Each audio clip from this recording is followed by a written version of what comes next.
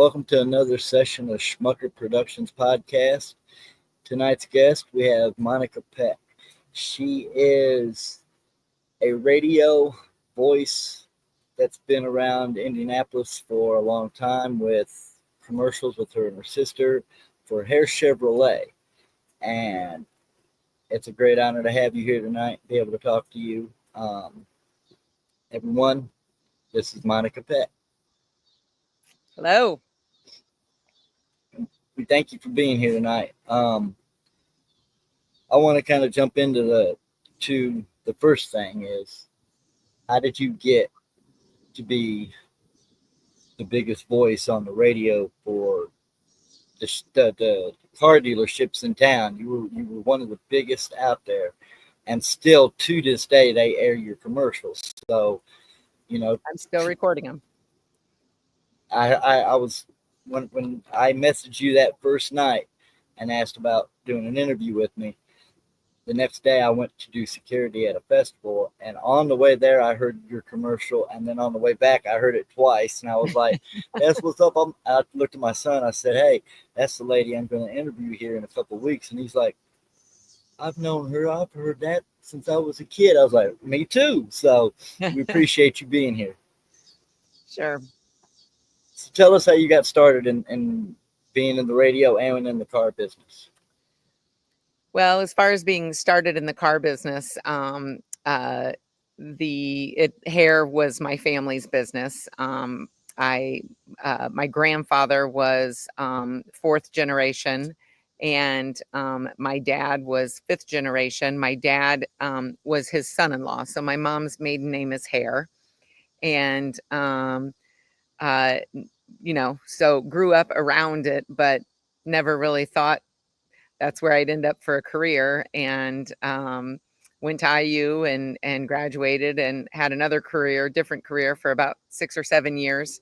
And my sister Courtney went into the business about 2 years after she graduated from IU, and I joined her in the business, and we bought out my dad from the business in 2008.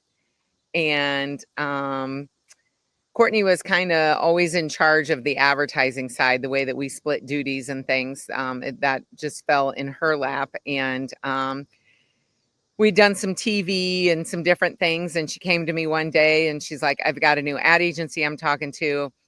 I love their philosophy. I think we can really dominate the radio. These scripts are a little silly, so just bear with me. And she wouldn't show me the script before we got to the radio station to record it.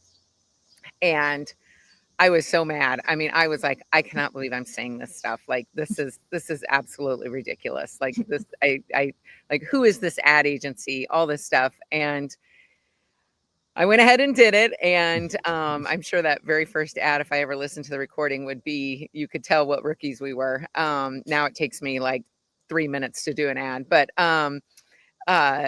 and our business just jumped, and we did not have the title Sisters of Savings right off the bat. That's a whole nother story, but we just learned the power of the radio in the automobile business in the Indianapolis area.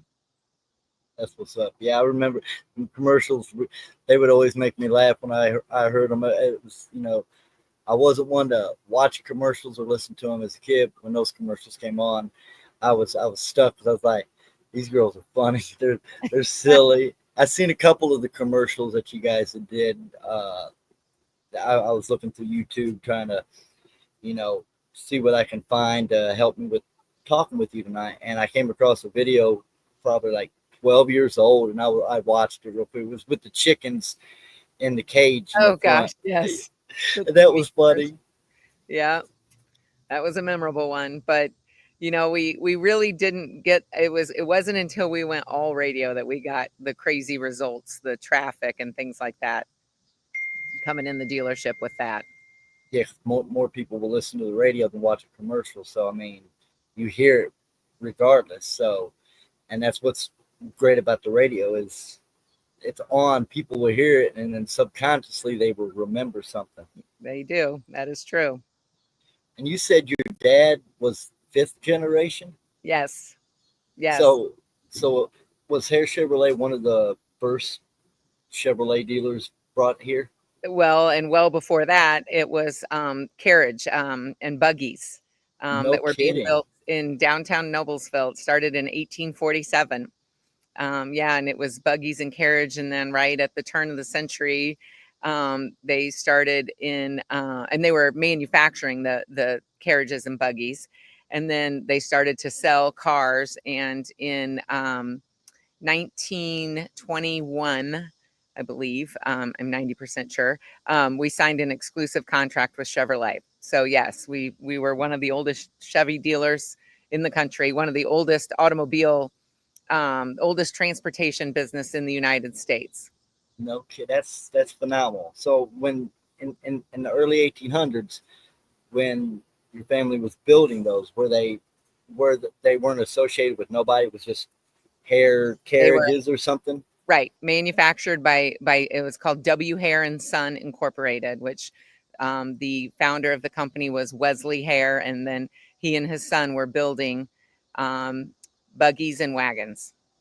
That's what's up. That's phenomenal to hear that, because my dad is uh comes from a background of the Amish, and Okay. all his family build everything, their houses, barns, everything.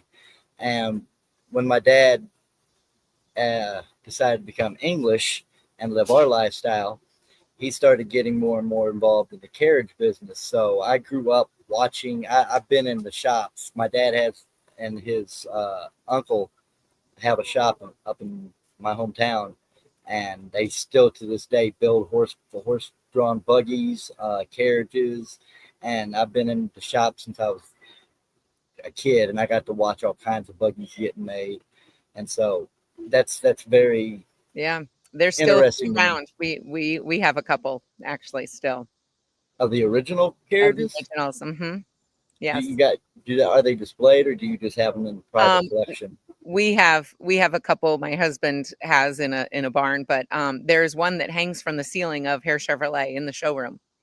Okay, I'm gonna have to go back up and visit that, 'cause Yeah. that's one of the things I really like. Is I go out all the time and I see a carriage somewhere, and I'll call my dad and be like, "Hey, there's a carriage over here for sale. You interested?"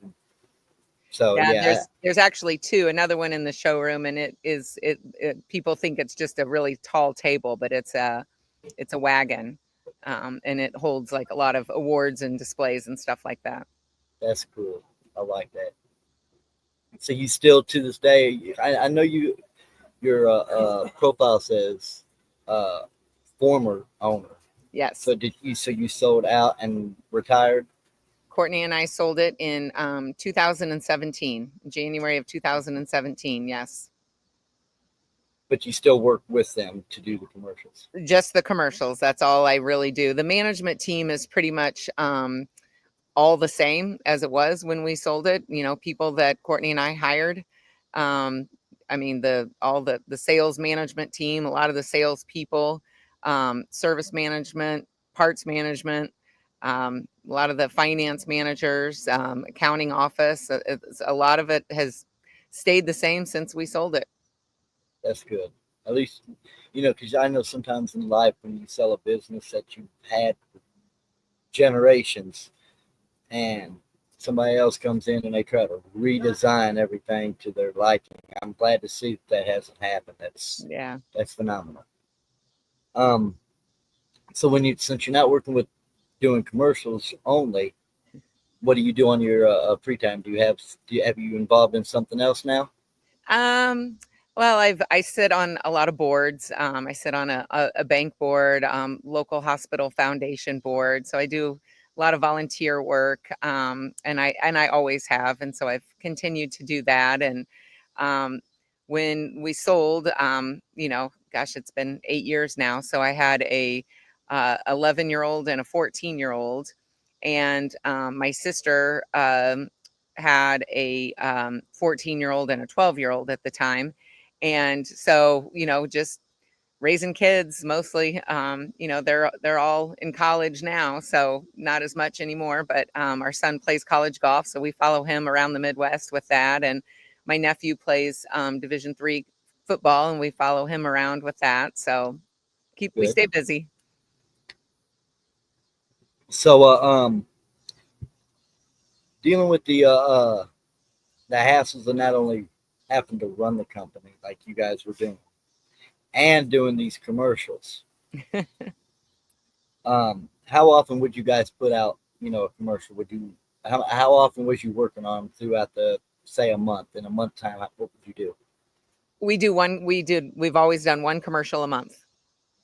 It's kind of the promotion of the month that we do in the ad, and that's why there there's always a theme, a lot of time a seasonal theme with how hot it is in July, or spooky in October, or something like that. So yeah, every month we would work with the ad agency. They write the ads, and they would write it, and we kind of would change it a little bit, format it to us a little bit, and then we would go to a radio station, one of the radio station that plays our ads, and record at the radio station.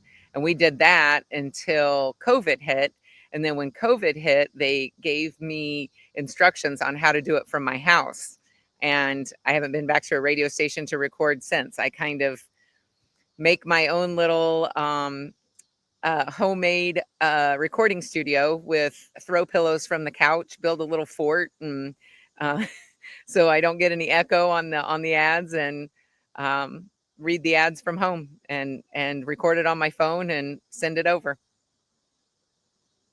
Yeah, in my when I make a movie, I get a lot of people from all over the country. They'll send me like a remote scene that I'll use in the movie. So ever since COVID happened, that seems to be the norm nowadays. Everybody working from home and everybody doing everything remotely. So I Yeah, mean, it works out for the best. I mean, look what happened with what we got right here.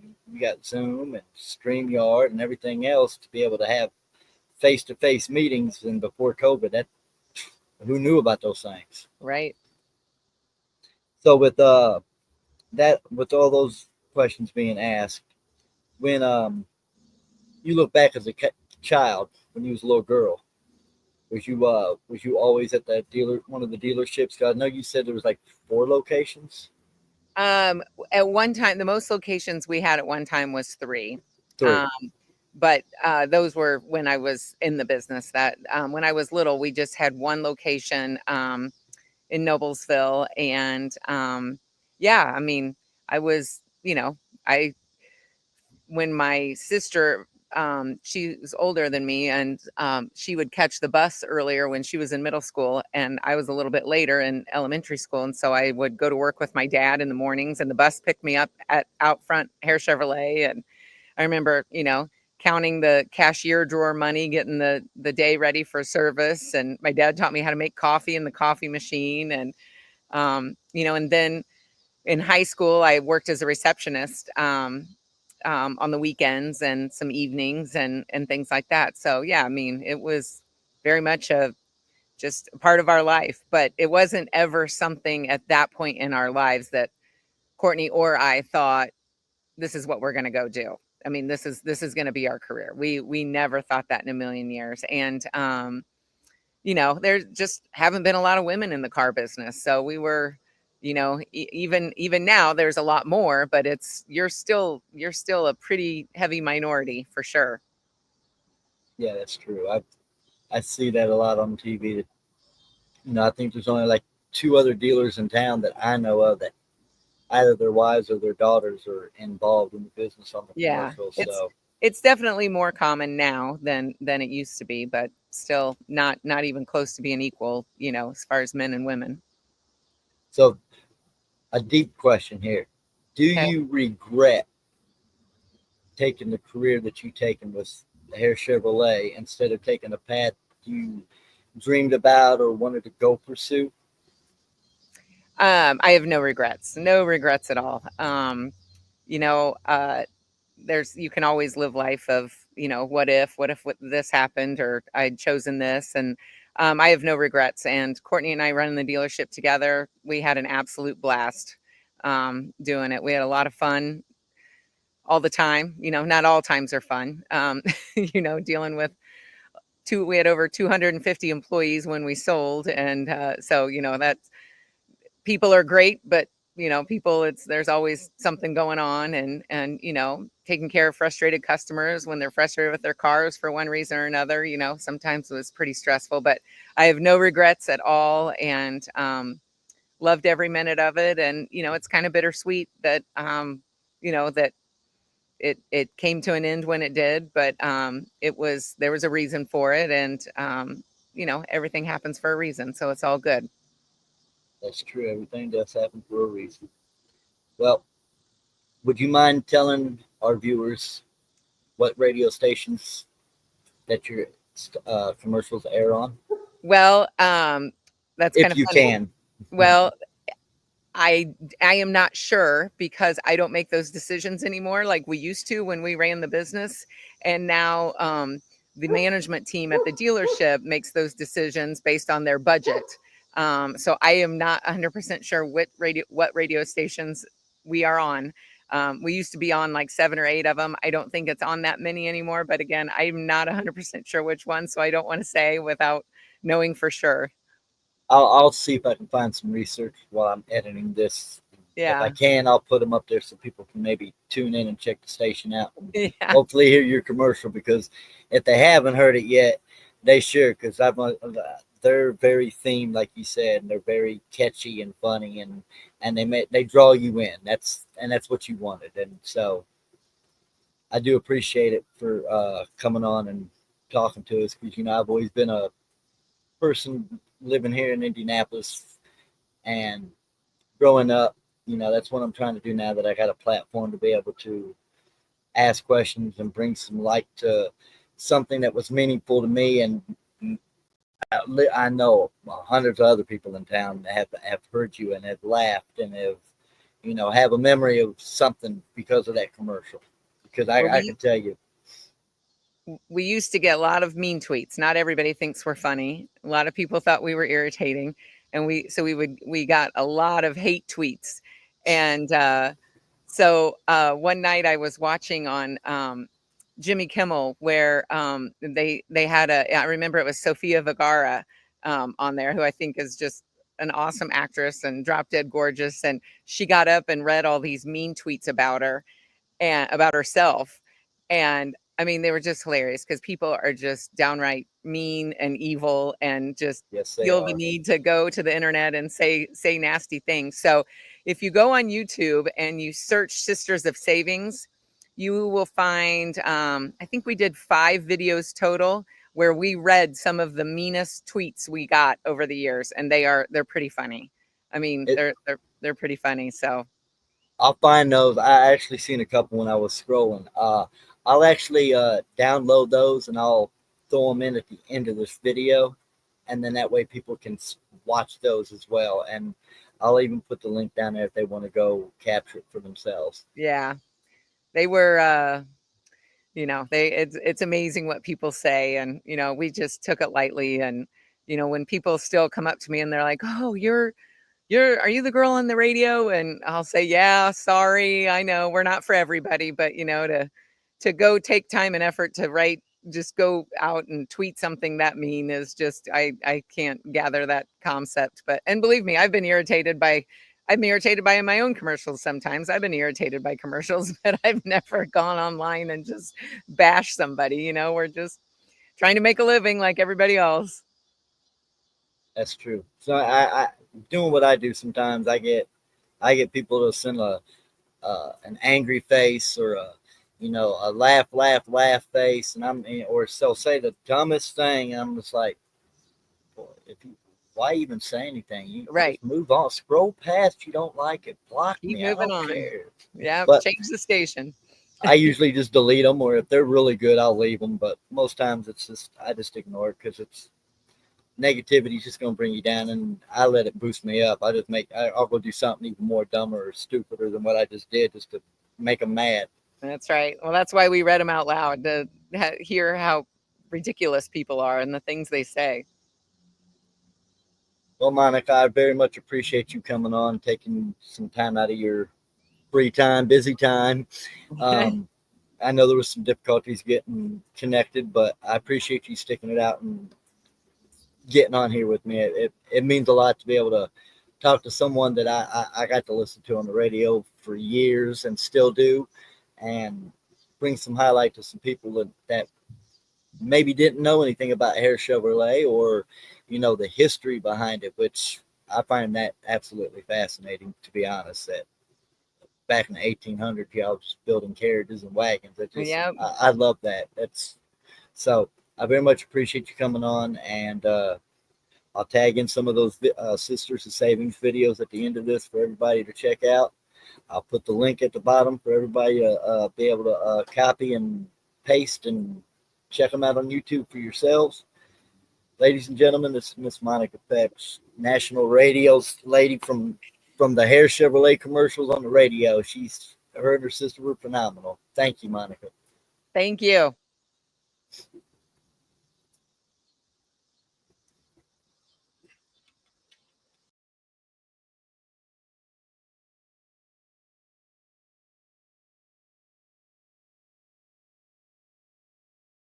In honor of Jimmy Kimmel and the segment that he does on Mean Tweets, we decided that we, Monica Peck and Courtney Cole, the Sisters of Savings, would read some of our own mean tweets, because apparently not everyone loves our commercials.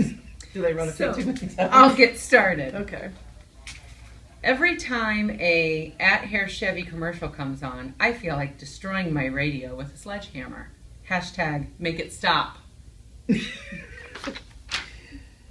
Hashtag would you rather take a final every day for a month or listen to 48 straight hours of the Sisters of Savings car commercial I won't say who it was. Well, that was nice. I hate Courtney Cole and Monica Peck way more than Tom Shane, and that is saying a lot.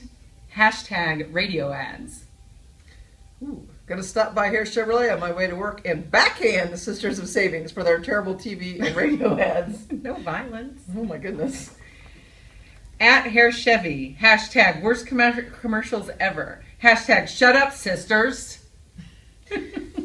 Every time I hear the Sisters of Savings radio commercial, I just want to shove a rusty, dull butter knife through my ears. Oh my. Feel free. Courtney Cole and Monica Pat piss me off. Hashtag Sisters of Savings @Mr. Brightside. Ooh. I don't think so. I really want to kill the Sisters of Savings. Well, thank you very much. Courtney Cole and Monica Peck really make me want to come in and buy a new car, then find them, and then run them and their families over with it. Are the Sisters of Savings eating all their profits? For real? So nice. Whoever put Monica Peck and Courtney Cole in charge of Hare Chevrolet's marketing team was on acid. And I think that's us. We put ourselves in charge, right? Sisters of Savings, I will cut you. Hare Chevrolet, call me when Monica Peck and Courtney Cole are no longer employed, and we can talk. If they're dead, I will pay sticker price. We have to fake our death. @Smiley Radio Show, the Sisters of the Savings make me want to punch someone, preferably them. My goodness. The Sisters of Savings make me want to punch myself in the face. F the Sisters of Savings. Oh my. Hi, I'm Courtney Cole, and I'm Monica Peck, and we're annoying as hell, but buy our cars, please. Didn't I see the Sisters of Savings in Ohio Swingers magazine, the November issue? How did they get our picture for that magazine? I told you to keep that out of there. That is all for the first episode of Mean Tweets from the Sisters of Savings. Enjoy your day.